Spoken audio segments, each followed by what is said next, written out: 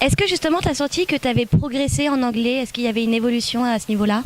Alors aujourd'hui, je sens nettement qu'il y a une grande progression au niveau de mon anglais. C'est vrai qu'au début, quand je suis arrivée, j'avais un petit peu du mal au niveau du vocabulaire, comprendre les Irlandais. Et en fait, aujourd'hui, je parle beaucoup mieux avec les Irlandais. Puis c'est vrai que je habite en colocation. Donc je suis en colocation avec d'autres étrangers, ce qui me permet en fait de parler la langue, de la pratiquer au quotidien. Et puis en même temps, quand on sort aussi le soir et même au travail, on a tout le temps l'anglais au quotidien, quoi. Justement, donc tu conseillerais aux jeunes qui partent vivre à l'étranger, notamment à Dublin, de vivre en colocation avec des étrangers?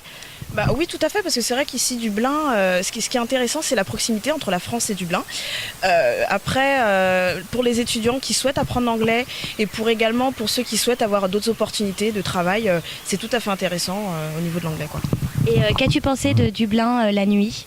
Des sorties avec les jeunes, les étrangers? Alors, je dirais que Dublin, la spécificité en fait, on va dire de la ville, c'est qu'il y a un endroit qui s'appelle Temple Bar, et c'est un endroit où on peut faire la fête, où on rencontre pas mal de gens, où il y a beaucoup de pubs irlandais. Donc la fête, voilà. La fête tout le temps. Voilà, c'est ça exactement.